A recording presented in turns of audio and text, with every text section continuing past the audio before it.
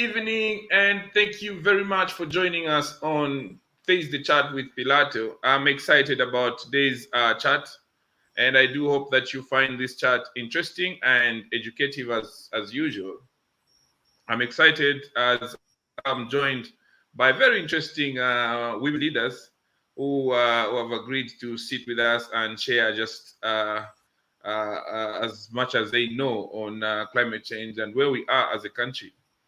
To begin the program, let me introduce Nachillala Nkombo. Nachillala Nkombo is the country director for WWF Zambia. Then we have Chanda. Miss Chanda is coming from ZANACO. She's heads communication, corporate communication. I don't know a lot of other stuff that she does. Then we have MUKA KALAMA, who is a founder, co-founder, and executive director for Agents of Change. So Agents of Change is a youth organization, and we this evening will be discussing climate issues, climate change. Are we doing enough as a country? Is this where we're supposed to be as a country? I'll start with Nachillala. Nachillala, can you tell us about WWF? What are you doing as WWF? What is your work generally? And exactly what you as a leader of that particular organization are doing in line with climate change. Thank you, Pilato, for having us and hosting us this evening, and good evening, our special guests. So, as for those of you who may not know who WWF is, WWF is one of the world's largest conservation organization. What does this mean? It means our mission is to stop the degradation of the natural environment and promote sustainable management and sustainable use of our natural resources, because all life on Earth, our livelihoods, our jobs, and also our futures depend on a thriving natural environment. In Zambia, we're running a range of programs, and just to summarize that, we work to promote the protection and restoration of forest and wildlife resources. As you know, forests play a very important role in regulating climate and regulating and ensuring provision of water. I think no life on Earth can make it without water. We also know that a number of our communities depend on forests to meet a range of their needs, from medicine to food to work. So we do that work. One of the specific things that we have done under that program on wildlife and forestry is to support the Department of National Parks to restore wildlife populations where they're almost depleted or where they were depleted, so that we can create, tourism-related jobs around those areas. We are also working in areas where forests have been depleted or degraded to try and encourage local communities to participate in restoration and management of local community forests. We also work to promote sustainable water resources management. As you know, if we don't take care of our watersheds, we don't take care of our rivers, they won't keep giving. And because of human activities, human pressure, there's a lot of things that are going wrong and threatening the sustainable supply of water. So we invest in research, we support government in terms of strengthening policy measures, but also we work with business to help them shift how they produce from maybe more wasteful ways of using water and land to more sustainable ways. And we incentivize that through some financing arrangements. And broadly, beyond the work we do at the community level, and also the work that we do in terms of supporting some of the government efforts, we're also engaging other key sectors that are traditionally not involved in environmental protection, maybe in climate change and natural resource protection, such as the financial sector, so that they could be partners with us to make sure that we are promoting a more sustainable future in Zambia that's anchored on sustainable use and management of our natural resources, not where we're using our resources to depletion. So we have a number of initiatives across the country that also include educational initiatives such as the one that we're having today, with Pilato. We believe it's very important to share information so that every citizen can take part in addressing environmental issues. Yeah. Thank you very much, Nachillala. Chanda, I would like to understand what's the connection between ZANACO and climate change. Do you guys operate from the forest? What's the connection between ZANACO and climate change? I remember I was told as a young boy that money does not grow in trees. Absolutely. Pilato, thank you for that question. So let me start by just introducing ZANACO, just for those listeners and viewers who are unaware of who we are. So ZANACO is a true homegrown, born and raised financial institution in Zambia. We've been in Zambia for over 52 years. We're a financial institution, and we are here to grow the Zambian nation. So we say that Zambia is our home. And if Zambia is our home, we need to look after it. And that is how ZANACO and climate change meet. So when you look at climate change it's more than just an environmental issue. Pilato, is a developmental issue. So extreme climate vulnerabilities are both humanitarian and economic. So when you look at Zambia, I mean, we've experienced these climate vulnerabilities over the last few years. You can look at things like extreme temperature. Like, I think this is the hottest temperature I've ever experienced in Zambia all my life. And you look at issues of drought, you look at floods, you look at loss of biodiversity, diseases, displacement of human and animal life. All these are tied into climate change. And climate change has also increased the disease burden. And this, of course, what we've seen as a financial institution has resulted in loss of income in the rural communities that depend on agriculture. And for us as a bank, agriculture is key. So we've also seen that government is really putting in their weight with the launch of the new Ministry of Green Economy and Environment. And I was reading a document recently on the National Policy on Climate Change, which is a 2016 document. And it pretty much speaks about government's estimates in terms of climate change. And this report actually highlighted that the country had incurred a GDP loss of about $5 billion over 10 to 20 years prior to the year 2011. Now, that's a massive loss. And all this is attached to climate change. And especially for a growing economy like us, that's big money. And so this means that the growth of our economy was compromised with a direct result of climate change. So in addition to the economy being affected, the government had to divert millions of kwacha away from social sectors such as education, health, social protection. And these resources had to be channeled to deal with life-threatening emergencies, situations that have been caused by disasters that are dealing and directly coming out of climate change effects. So you then ask, how does ZANACO and climate change meet? So given these scenarios, we believe as a homegrown bank that ZANACO has a real big key role to play in helping to reverse the adverse effects of climate change by coming up with sustainable solutions. So for us, it's sustainable solutions that we need to come up with. So being a commercial bank, our immediate solutions are financing, and to this effect, and Nachillala will speak to this, I'm sure, very soon. So we've established a Green Outcome Fund, which really looks to invest in green projects and to support businesses that are enhancing smart agriculture, cleaner energy, sustainable use of natural resources. So to demonstrate this commitment, we actually signed a letter of intent in October with the World Wide Fund for Nature, as Nachillala, where Nachillala is coming from, and also with Kukula Capital. And all this is to collaborate and to implement products and programs that are aimed at developing green economy in Zambia. So this, in a nutshell, is how ZANACO and climate change meet.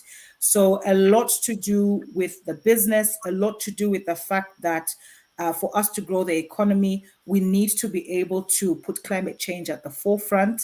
And so it's business related, it's sustainable, but we're also looking at the philanthropical side as well.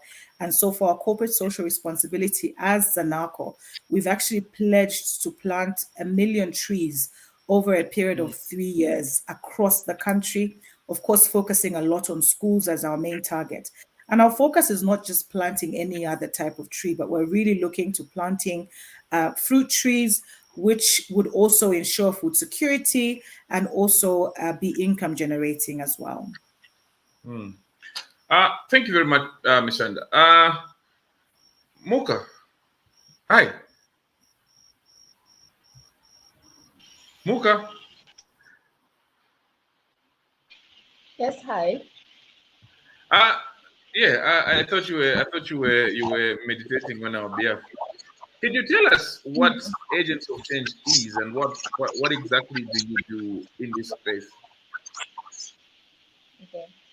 Thank you very much for having me today, Pilato, and it's a privilege to be amongst these great women that are doing so much on climate change. Agents of Change Foundation is a youth-led organization that really focuses on advocacy.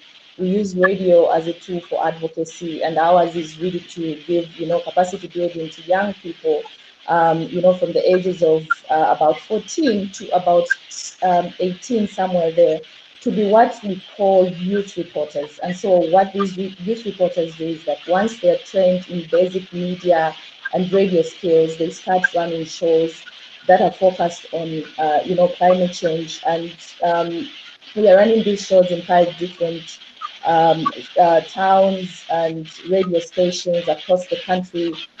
We have over 150 young people who are actually youth reporters and are reporting weekly, on a weekly basis, talking about climate change in their different, own experiences and things like that. Apart from the advocacy part itself, our young people also get involved in action. This is what we would call outreach activities, where we have planted so many trees across the many towns that we work in.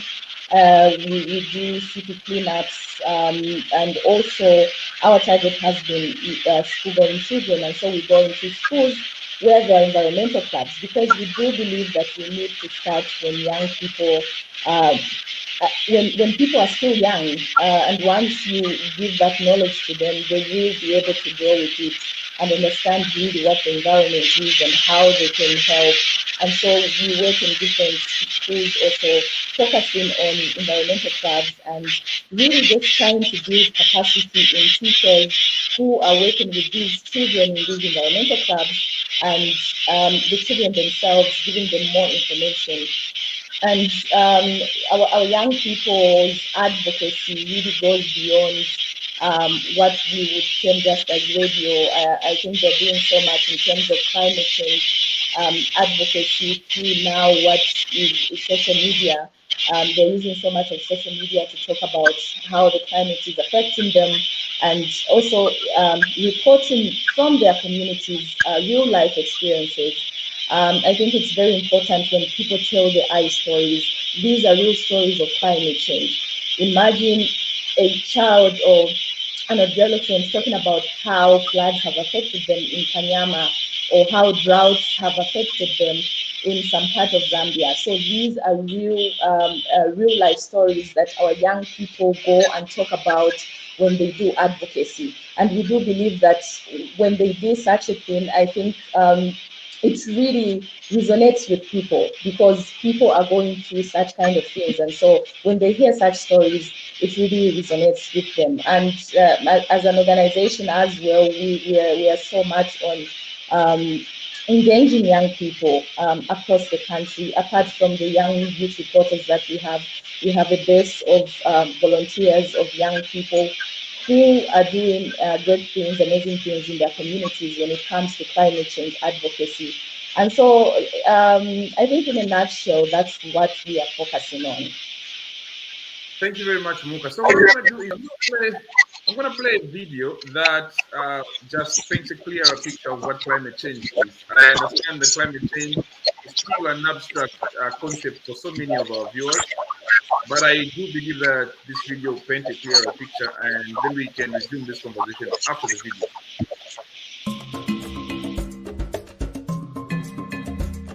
As farmers, times are changing, and this change can clearly be seen by the way it now rains. Sometimes we have good rains, and the following year have bad rains. Some farming seasons will have too much rain, causing floods, and the next year we have no rains at all. As farmers, this badly affects our crops, resulting in poor harvests. A long time ago, we knew that each year would bring good rains. But now things have changed, and this is because of climate change. The Indaba Agricultural Policy Research Institute has, through research, predicted that by 2050, both crops and livestock farming will be negatively affected, causing severe food insecurity in our country if we don't act today. Let us increase financing towards environmental protection. Let us strengthen the regulatory framework on charcoal production and trade. Let us implement effective forest management. Let us improve land use planning. Let us adopt climate-smart agriculture, such as the use of drought-tolerant and heat-resistant crop varieties, and also disease-resistant livestock breeds. Let us venture into other value chains, such as livestock, aquaculture, and horticulture. As farmers, farming is our bread and butter, but on a larger scale, we are the pillars of food security as we supply food to the rest of Zambia. Visit iapri.org.zm or call 0977 771 079 to find out more about Indaba Agricultural Policy Research Institute today. Thank you very much. Nachillala, that video makes a case. It actually brings the issue of climate change to our food security, our food concerns, and I have heard a lot of stories and worries from people about the rains. They are saying we may not have enough harvest for the year because of the rain and all of that. But now the issue of climate change has been an exclusive discussion, usually by NGOs, by environmentalists and experts. What should we ask? What should we, the ordinary citizens, do to contribute to the struggle, to the fight, to address the issues of climate change? What should ordinary citizens in my compound in Kanyama do to contribute to addressing the issues of climate change?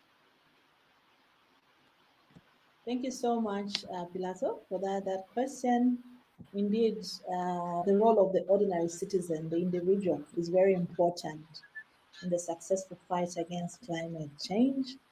Of course, climate change is terminology that has been used by, say, the intellectual class, the elite, to describe a problem that everyone faces. It doesn't matter whether you're in a rural area, in an urban area, climate change effects show up in our homes in different ways. And I think that video does a good job in terms of really illustrating the drivers of climate change and also the potential solutions in terms of what we can do.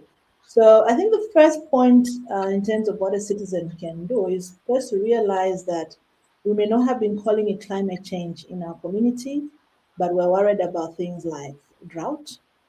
We're worried about things like flooding, because when a flood occurs and homes are swept away, that is climate change. We may have been using a different kind of technology. But the first thing is to realize that these things are not only happening in Kanyama, right? Or these things of flooding or droughts are not only happening in Monza and Mazabuka. These things are happening in other parts of the country. For example, 2 weeks ago, I was in Kapiri, in the northern part of the country, where we expected the rainfall pattern there to be better than in southern province. Guess what? It was just as bad, right? So it means the crop there the livelihood of the farmer, the income of the farmer, and the price that you and I will pay for what the farmer produces will reflect the cost of climate change. I think Chanda reflected what has been aggregated at the national level in terms of the cost of climate change. But the reality is that we at individual level are also paying the price of climate change. So the first thing I can do, or a normal citizen in a compound can do, is to educate ourselves and realize that this is an issue that connects all of us. It affects all of us, right? In the same way COVID has come to affect us, maybe in the same way colonialism, used to affect African people. So we need to unite. We need to come together and help to find solutions, local solutions, and get prepared for climate change happenings in our area. One. Secondly, we also need to look at how we produce and how we consume, right? We've seen cases where, through our work as WWF, where a community is depending on charcoal, and you may argue and say that's the only thing that they're depending on. Okay. So the second visit we made to the same community was that there was no more forests for charcoal livelihood. So we need to really make sure that, one, we are really looking at how we're using the natural resources or the livelihoods we have. Are they the most sustainable? When it comes to farmers, for example, how is land being used? Land use planning was one way in which the video suggested we could actually improve at the level of the farmer, right? The way in which the land is used and managed is very key. So we can play a role there. As a consumer, I think it's very important to support farmers that are actually adjusting and producing food more sustainably, right? That are not necessarily using methods of food production that actually harm the environment, because the environment is our first line of defense when climate change happens. So when there's a big storm and there's no forests, what that means is that our homes just get lifted up, right? And we have to incur costs of having to either build a new house or rent a new home and so on. So the aspect around promoting sustainable livelihoods and sustainable production and sustainable consumption is our responsibility. If we are using charcoal because we like the food that that's produced from charcoal, the beans and maybe the dried fish, we need to think twice. Right? What is this energy source doing to the environment? What is this energy source doing to exacerbating the effects of climate change? We need to look at not only solving immediate problems, right? I need energy now and I'll get it from charcoal. We need to challenge ourselves to think outside the box and look for more sustainable and cleaner options, say around energy production. It has to be us. We need to challenge ourselves and have conversations at the local level. Can we be the first charcoal-free street? For us to be the first charcoal-free street, what else do we need to do? Right?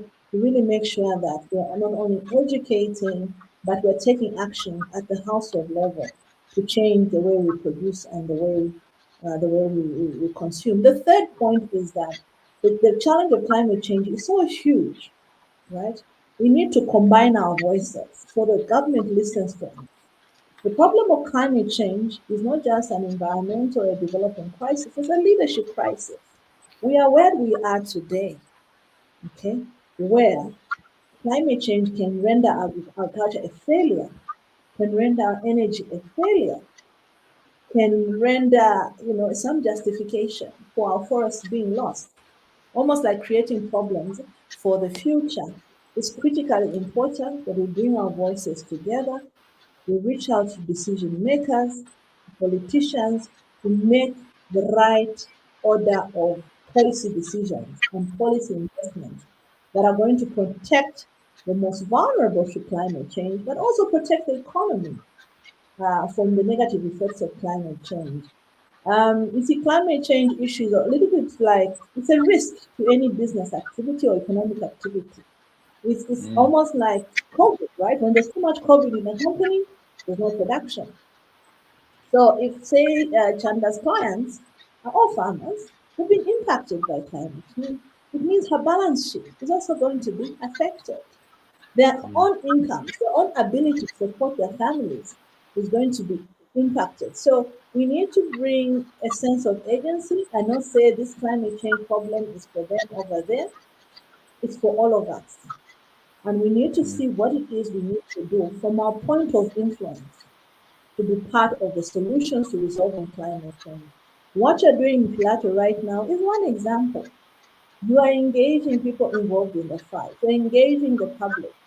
You're asking for their own ideas in terms of what else we need to do for us to protect ourselves and reverse, the problem of climate change.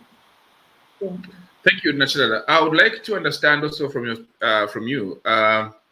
Does the introduction of the Ministry of Green Economy and Development provide us an opportunity to engage with the government directly on this particular subject? So we had an opportunity before, but it just elevates the need for the citizens, the needs for the private sector, the needs for the faith community to come together to address this issue, because previously the environmental issues were looked at in one corner, developmental issues or economic issues in one corner. But no, the environment impacts our economy, right? The environment provides raw materials for our economy. So if we have degraded land, it cannot be good for production of food. If we don't have enough water supply, there's no industry that can happen. And in Zambia, the problem of climate change is a problem of either too much water or too little water. Okay, so the new ministry gives us a platform to organize ourselves, to come together and be able to deal with the climate question, with the environmental question, alongside the developmental question.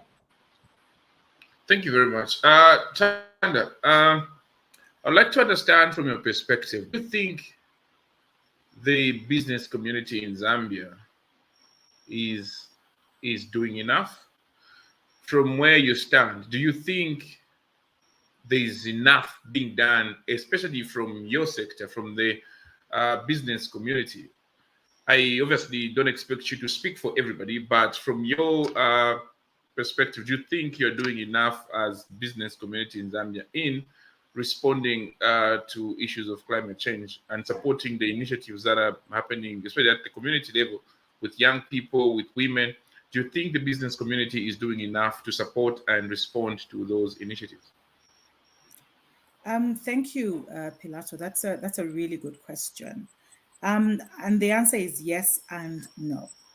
So the answer is yes, number one, because I believe we are now waking up to the fact that we need to join this fight.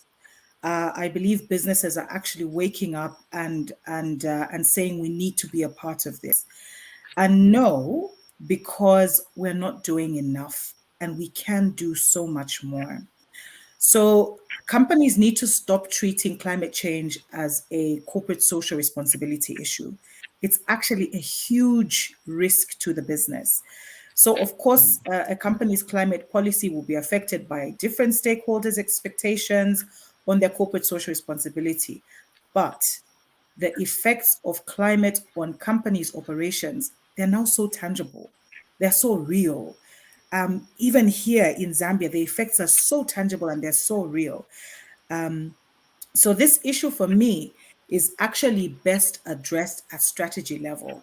So companies really need to re-strategize and not look at climate change as a philanthropy or a CSR initiative, but they really need to look at the risk to the business, and they really need to look at how they can grow their businesses.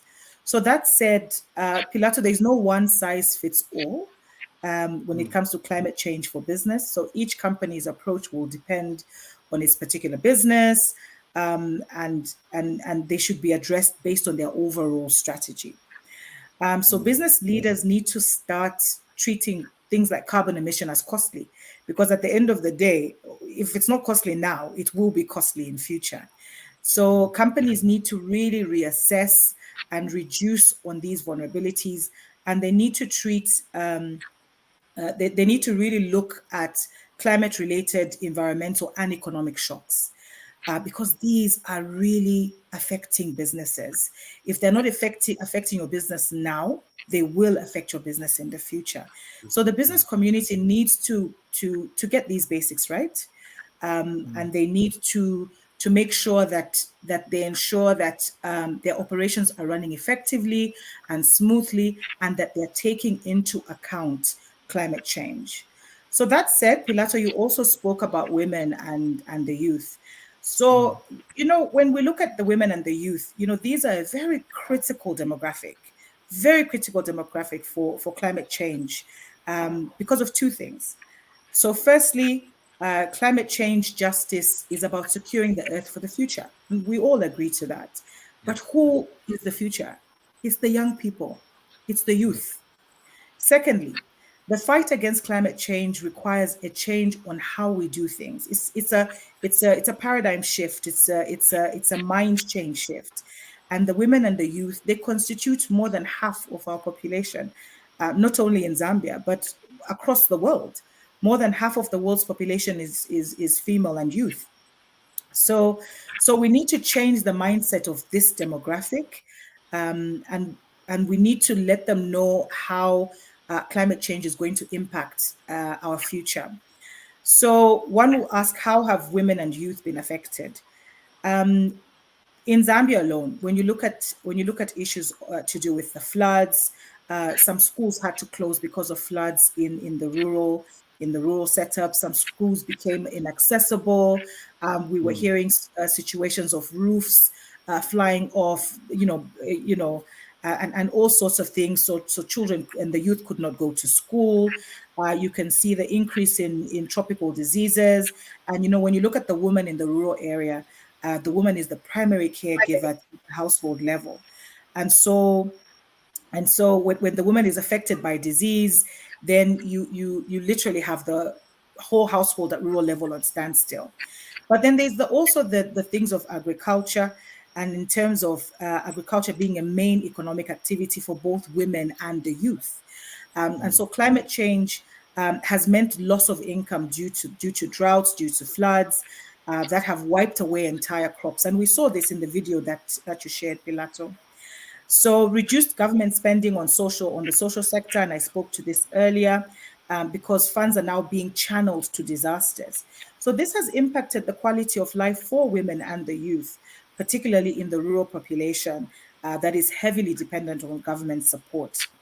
So what can the women and the youth do? And how is ZANACO coming in to support? So firstly, the women and the youth, we are really calling on you. We want to partner with you. Let's come together and let's see how we can plant trees in our communities. Let's see how we can plant trees in our schools. Let's avoid deforestation. We need to find innovative ways of income generation. Instead of charcoal business, we need to now plan for alternatives like beekeeping. We also need to adapt sustainable farming methods, for instance, organic farming or smart agriculture. These are things that we need to adopt. And of course, raising awareness of the effects of climate change. And Pilato, I'd like to applaud you on this one, because this is exactly what we're doing on this show. We're raising awareness, we're sensitizing and raising awareness on climate change. So in terms of raising awareness, for those who are listening, for those who are watching, please talk to a friend about climate change, talk to your family, talk to your community, share this link to this video, and let's just get that message out there and the awareness out there. Thank you. Thank you. I would like also to understand from you, what would you say are opportunities for young people and women, especially? We're talking about adapting to new economic systems. We're adapting to new energy systems. And I remember last time I talked about climate change on my Facebook page, I got a lot of young people doing a lot of community projects. Most of them providing alternative fuels, alternative charcoal, alternative fuels. What would you say to young people and women especially, in line with opportunities that come with, or that are coming, or that are attached to cleaner or adapting to newer systems, newer ways of producing energy, newer ways of consuming energy? So I think there's so much opportunity out there, and it starts with aligning yourselves to the right organizations. I mean, we've got the two leaders that we have on the show today. Partner with the WWF. Come and find out what ZANACO is doing, and the other organization on the panel this evening, and tap into that information. Tap into information. Right now, everybody is online. Tap into information online and get to affiliate yourselves with the right organizations to get that knowledge of what is being done out there, because there's opportunity there. So as ZANACO, we are not the experts in climate change. And that's why it's important for us to partner with the right organizations. And that's why we partnered with the Worldwide Fund for Nature. And with Kukula Capital, and I did talk about the Green Outcome Fund. That's a partnership. That's the power of partnerships, because then what it does is it will then, through these partnerships, we'll be able to reach these youths. We'll be able to reach these young women and the women out there. So if you are out there and you're listening and you've got this project that is to do with smart agriculture or is to do with the green economy, please reach out to us and let's see how we can support you.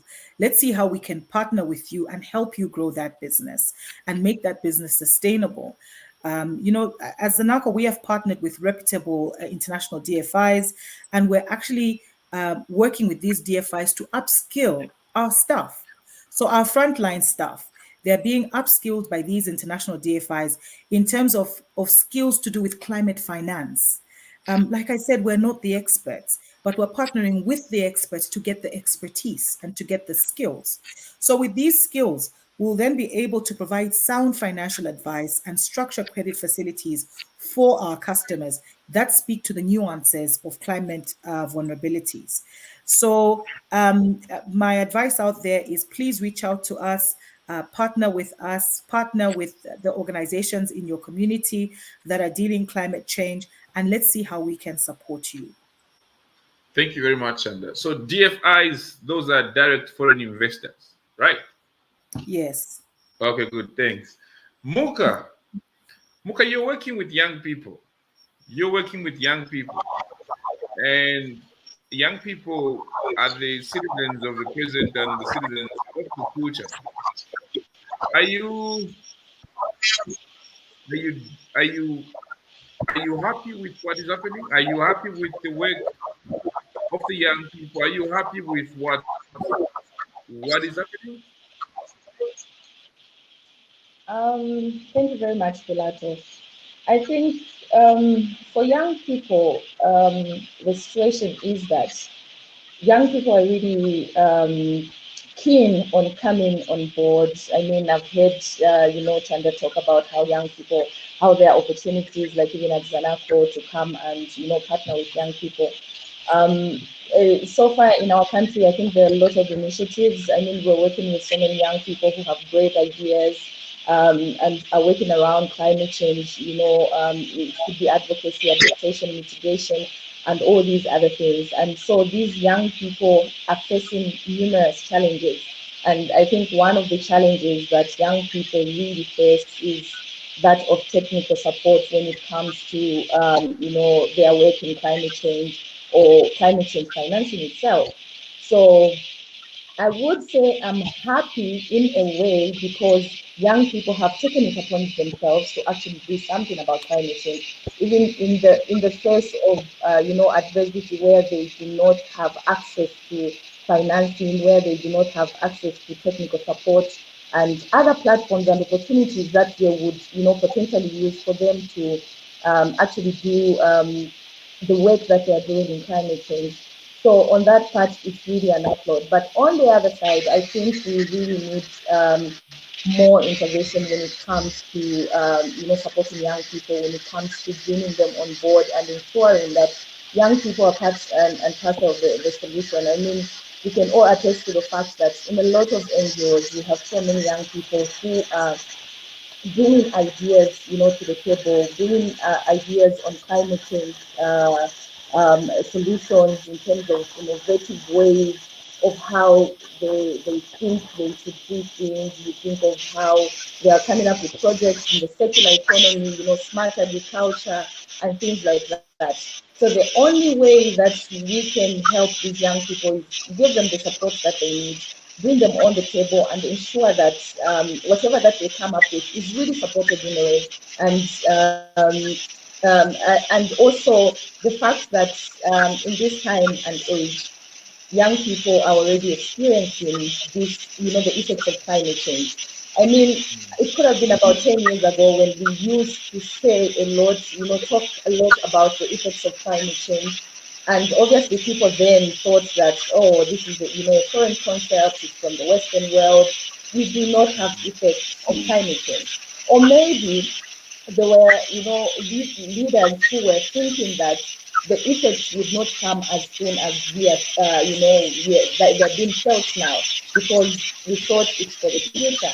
And so that's why for me, I really emphasize on the fact that we really need to talk about the future being now, because the young people that are in this space now, it's now that they are experiencing this effects of climate change. And even when they talk about, preserving the future and sustainability for themselves, obviously it's for the future generation. But if you're talking about young people being the future of tomorrow, I think their future is really now when they are experiencing climate change. So in some way, we really need to ensure that young people are given an opportunity. And I do believe, as an organization ourselves, we do believe that young people have the voice. We just need to amplify it. So if we amplify their voices, they will be able to speak out on climate change issues. They will be able to bring to the table innovative solutions that can actually help this generation to sort out the climate change crisis that we are facing. And so it's really a two-way thing for me. I could say happy and not really happy. There's Thank a you. lot of feedback from your end. I don't know why. You might want to explain that. Muka, you were part of the young people that attended the COP26. What was your takeaway from there? Do you think the young people were considered in the agreements? Do you think the young people had their voice heard? Yeah, I think young people did have, their voice heard, especially with a lot of activities that were happening at the COP26. We think of the biggest protest that, happened in one of those days that was mostly engineered by a lot of young people, youth-led organizations that are focusing on climate change, or even just organizations that have young people and are taking forward the ideas of, climate change solutions in some way. And for me, really, the takeaway was just really understanding how we can come together and work in ensuring that young people are really part of the solution when it comes to climate change. I'm talking about the group of us that had gone to the COP26 from Zambia. How we've come out, I think, as better advocates in terms of climate change, because most of us that had gone there are really working in communities with young people, and we had seen it, firsthand for ourselves on the effects of climate change. And so our going there was really had really helped us in increasing knowledge and also understanding how the world operates when it comes to climate change and things like that. And one of the things that I would talk about is how the Zambian delegation of the young people are so far working on something that is collective, because even Madam Nachillala had mentioned and talked about how when it comes to climate change solutions, we really need to collaborate, because this is the only way that we can be able to, achieve our solutions and achieve our goals for this. And so, as young people that had gone to the COP, we are working on a collective project that is focusing on young people and young women. And this collective project is what we're calling the Climate Hub. We have been advocating for climate change, for some time now, and we had seen the need that in our Zambian community, we do not have a resource center that would be focused on climate change, knowledge sharing, and information. And so we decided to come together and realize this dream and thought, why not start, a climate change hub that would embrace and create a safe space for young women, safe space for young people as well, to come and access information that is really focused on climate change, to come and receive trainings that are focused on climate change, and also engage young people like young farmers, engage young advocates, because I had mentioned that we have a lot of young advocates who are advocating for climate change but are in different spaces. It's very hard to bring them together at some point unless you create something that everyone could really look up to and affiliate to. And so for us, this is something that is really big, and we are really looking forward to working with both organizations that are on this panel to really ensure that the voices of young people are heard in all the programs that they are doing, in all the the solutions that we would that's been advocated for when it comes to climate change. Thank you, Mo. So what I'm going to do now is I'll send you the questions from our viewers and then see if we can respond to some of them. And the first one comes from Austin Musiska. Austin Musiska says, I think looking at climate change, we are not doing enough. There are a number of issues that we need to work on to see that we do the right thing, I think. Previously, a lot of cash were being released to combat climate change, but ended up in pockets of the few individuals. We hope this time around we are going to have responsible leadership to monitor this. Climate change has a huge impact on the economy and health. Energy sector, agriculture sector, health sector, and manufacturing industry. So Mr. Musiska is saying, yes, but no, we are not doing enough, and it points to leadership. I would like to, I don't know anyone who is ready to respond to that, but the temptation is on Nachillala to respond to that. So Austin is very right. Like I said before, the climate crisis is actually a leadership crisis. It's like you're seeing a problem happening in a home, there's a leakage. Keep looking at it, and you're not doing anything much. Before you know it, the bed will be soiled, the chairs will be soiled, the clothes will be soiled, and that is a cost. So the creation of the Ministry of Green Economy and Environment creates a platform for Austin, ourselves, to demand for greater accountability around the design and delivery of effective climate programs that make a difference in the lives of communities and in the lives of ecosystems, right?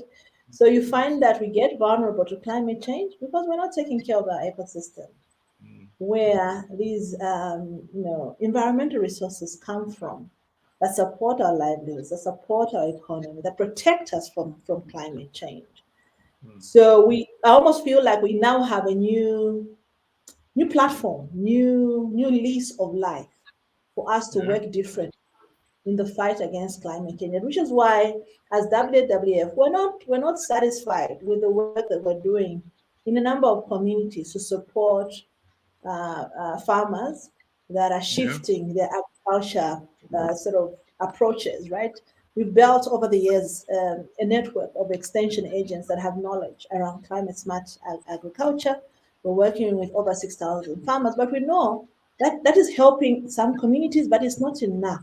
It is a national problem, and which is why we are excited about the creation of the new ministry, but also we're creating stronger, unusual partners within our sector and outside of our sector, which is why we're talking to the finance sector to see how we use their competencies and our competencies to deliver stronger solutions to adapting to climate change, but also reducing the effects of climate change in the future. The financial sector play a very important role in this particular regard.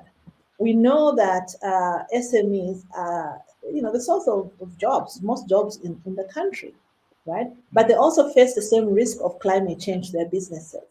Okay? So if they don't have a way of adapting their businesses, getting new knowledge, getting new technology for their businesses to be sustainable, then we are planning for bigger risks in the future. And which is why collectively with ZANACO and Kukula, we've created this Green Outcomes Fund. Why? Which is going to reward those businesses that would like to change how they produce, would like to be able to monitor their emissions so that they have a less of a negative impact on the environment to bring climate under control.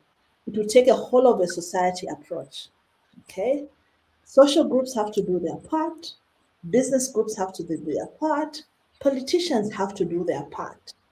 So if only one part of society is responding, we are not going to be successful. So I would agree that leadership is very important, and which is why, in a way, I think Chanda has talked about how women carry the heaviest burden in terms of dealing with the impacts of climate change, right?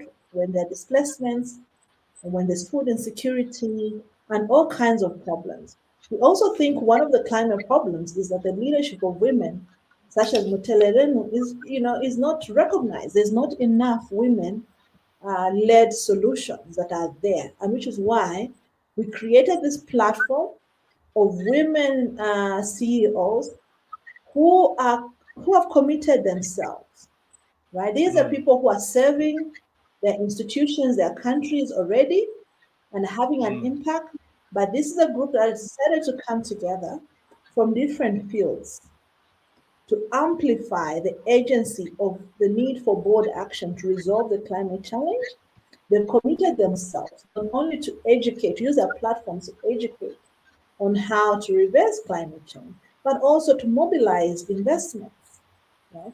To encourage some of their clients also to join the fight against climate change. So for me, it really inspires me to hear from Chanda about what her company is doing to respond to climate change, almost like bringing in voices that are not the regular voices on the topic. And I think that's where transformation is going to be born, to amplify the work that Mutelenu has been doing the last 5-10 years, right? She's done amazing work, fantastic work. And actually, she forgot to mention that last year, she was a recipient of the WWF International President's Award on environment and climate activism, right? So we need 10,000s of the Mutelerenu's being supported, right?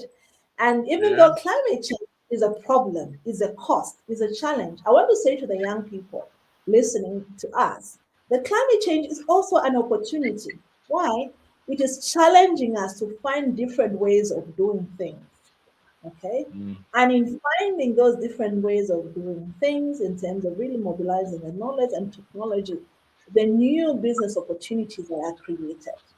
And these opportunities, these solutions, we want to count 1,000 and hundreds of them coming from Zambia, not only coming from Asia or from Europe or from America. The whole world has to change. And we want to be able to support Zambian-led solutions that are responding sustainably to the problem of climate change. And by the way, don't wait for Nachillala or Chanda or Mutelenu to take action. This is an issue that's affecting all of us. Start somewhere, right? Like I said earlier, educate. Look at how you are consuming. What are you using? Are you even supporting the organic farmer? That farmer that is even taking the extra steps to look after their land properly so that it does not become degraded, but is using water, in a conservative way. Because if they abuse the water, they're not taking care of where the water comes from, they will not be able to produce tomorrow. So I just wanted to agree with the person who was commenting. It's a leadership issue, but it's not just political leadership. It's leadership at all levels. So we all need to get in. It's all hands on deck if we're going to win the fight against climate change.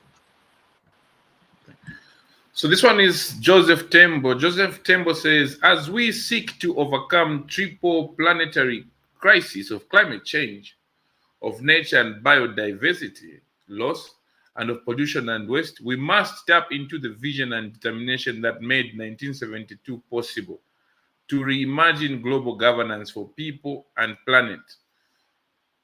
I don't know, anyone with a better understanding of what Mr. Joseph Tembo is saying there? What does it? Okay, so we go to Bluetooth Zimbabwe. This chap must be from Eastern Province. This should have been Bluetooth Zimbabwe. Bluetooth Zimbabwe saying, what can university students do to fight climate change? So what can university students do to fight climate change? I will be happy from you, Chanda, and you, MUKA, on responding to this particular question.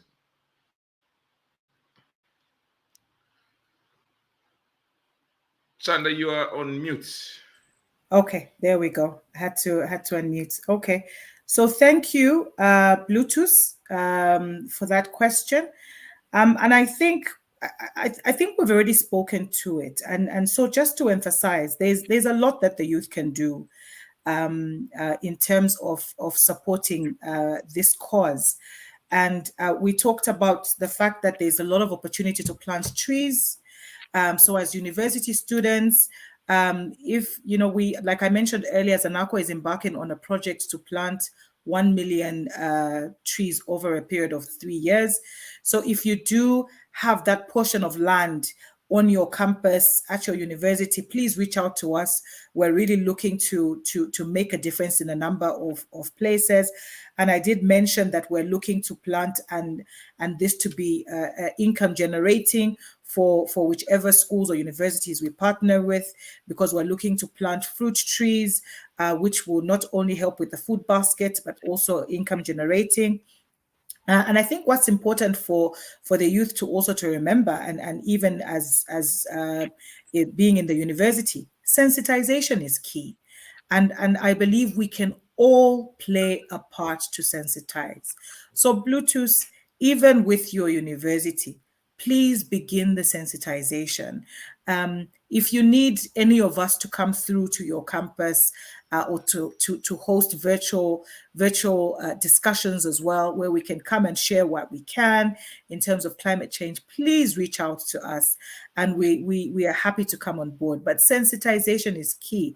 I'm actually glad that we've got you in the session, and we've got you listening, and you're a youth, because that just speaks to the importance that you're seeing in this topic. But we need more of you. We need more of you hungry for more information, more of you raising up your hands to say, what can we do to support the cause? And sensitization for me is actually number one. Speak to your friends about climate change. Speak to your families about climate change. Start a climate change network. Reach out to the youth organization. My colleague on the panel was talking about the youth organization that she runs, and how they've partnered to form this hub. Find out how you can be a part of it, because that's a great opportunity for you to come on board. So sensitization for me is number one. MUKA, okay, first before we go to this one, MUKA, what's your what would you say to a young student who's saying, how do we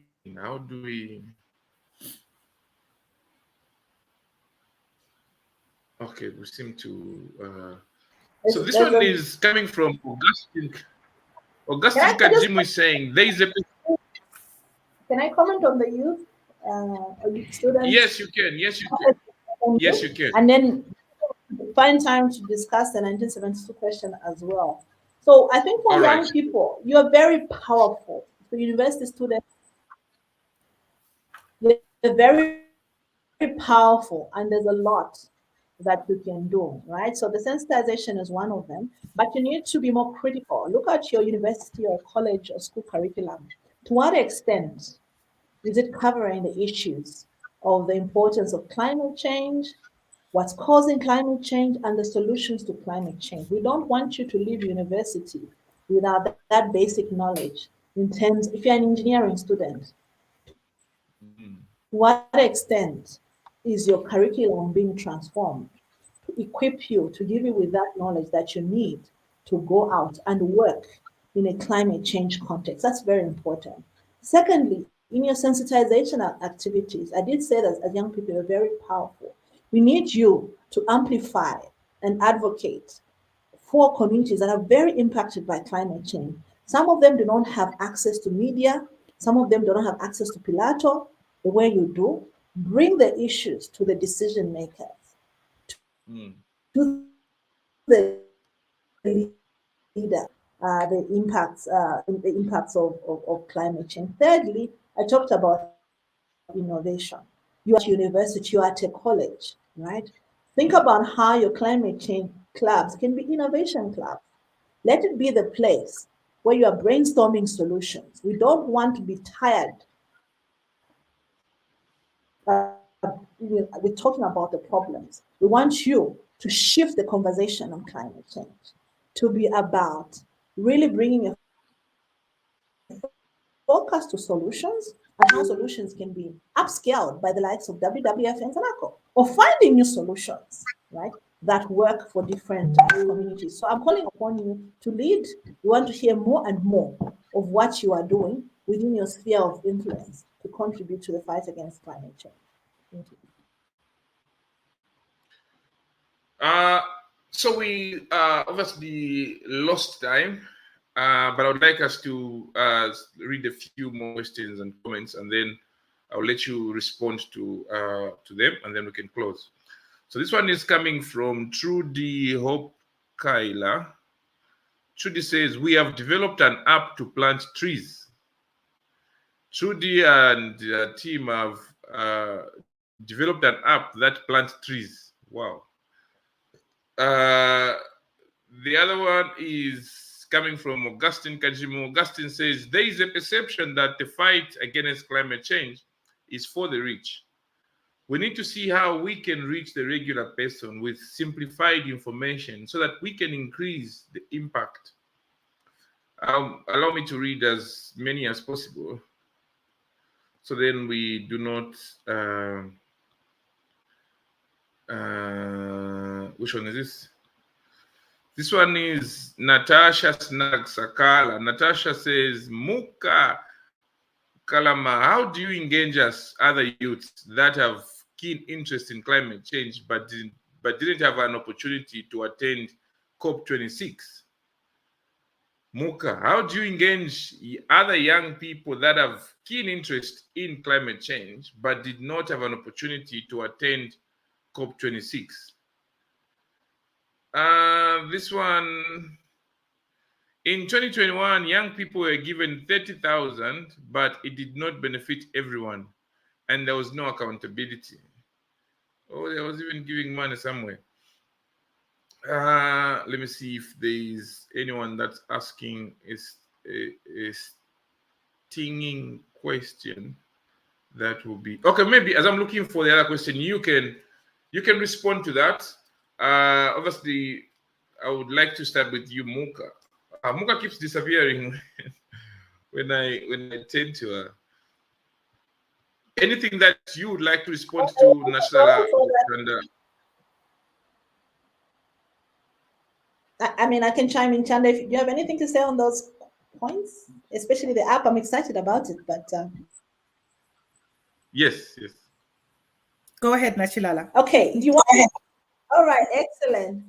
So I think that this is really exciting. The question around the app. We'd like to learn more about it, so please contact Pilato, and Pilato will connect you to us to see how we can use your app to monitor, measure, and report on our forest restoration efforts.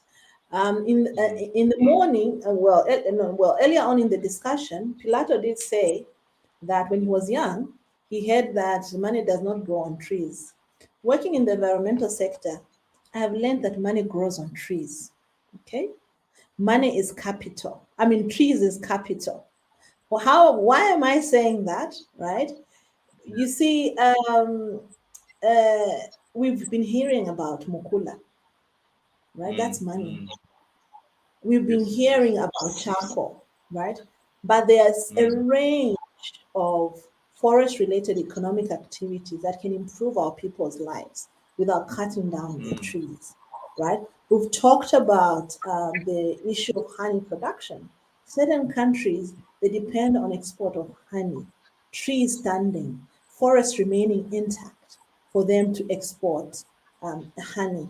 We know of a number of forest-related timber and non-timber related products that are processed. A lot of cosmetics, a lot of medicine is produced from these forests. But what we advocate for is that we don't use to deplete. Right? If we use to deplete, we contribute towards climate change, and also we reduce our ability to access these sort of resources. So we're interested in innovation, the innovation that has been talked about, to learn a bit more about it, to see how we can collaborate. We might be able to collaborate, we might not be able to collaborate, but that's the platform that not only our efforts, but other organizations' efforts that are contributing to tree planting, forest restoration can be documented, because it's a collective effort of Zambia that is needed now, and we need to hold ourselves accountable. There was an issue around accountability that keeps coming up. Young people, please organize yourselves, right? Organize yourselves, engage the relevant ministries, engage the relevant organizations such as WWF to see how we can make sure that we have stronger accountability going forward. The problem is that when there's no accountability, it won't just be money lost, right? It may be lives lost, incomes lost.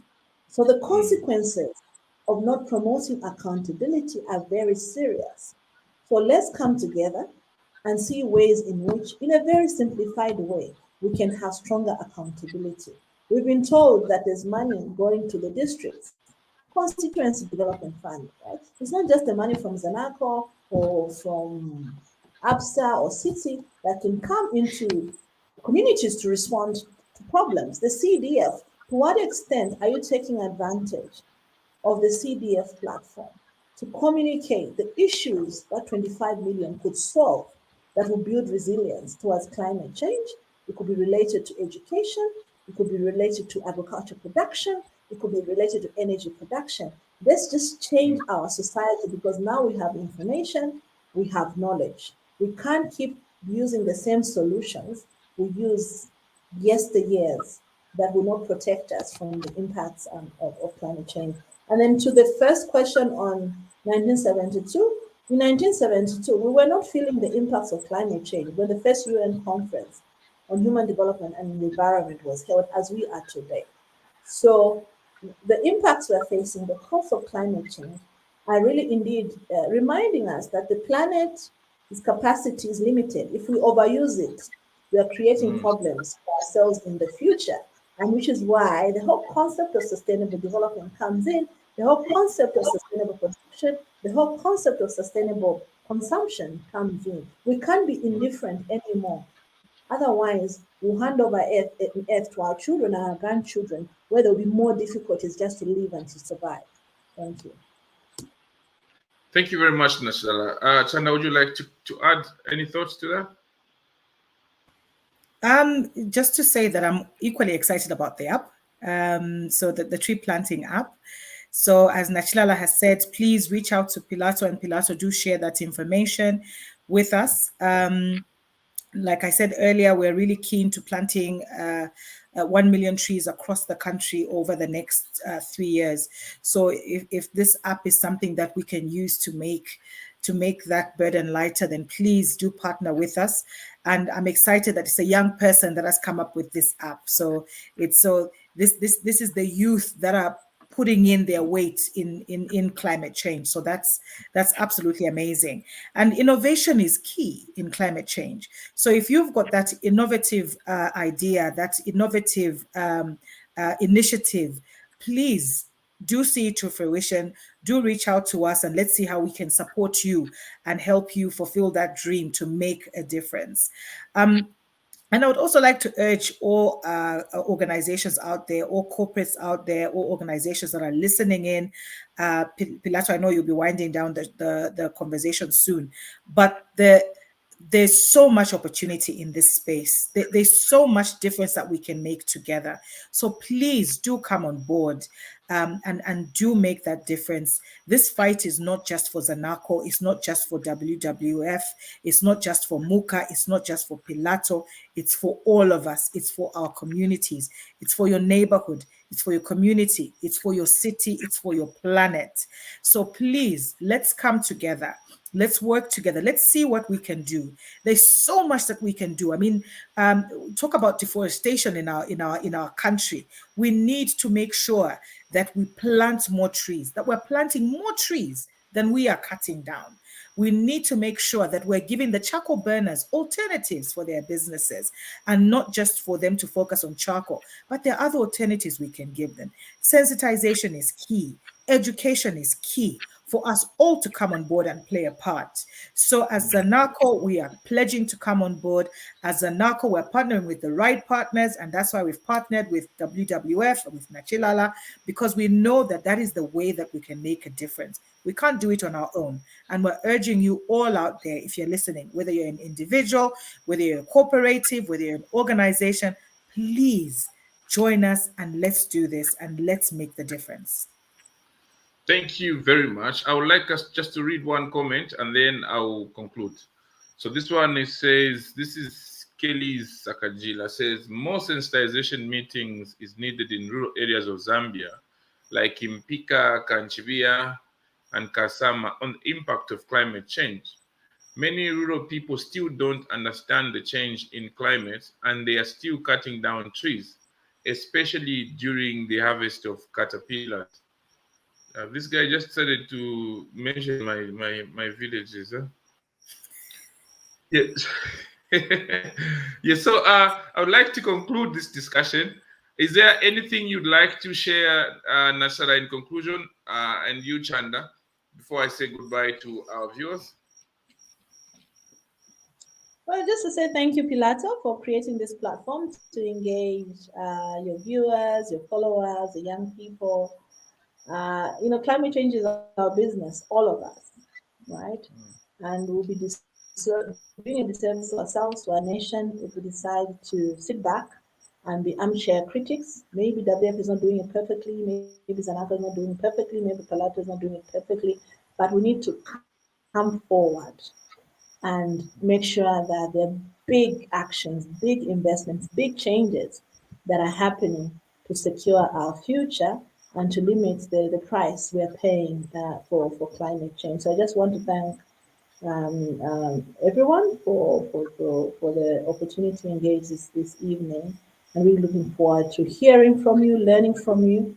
I believe there's a lot of ingenious solutions on the ground, but we are offering ourselves to amplify the solutions that you're finding on the ground. Yeah, thank you.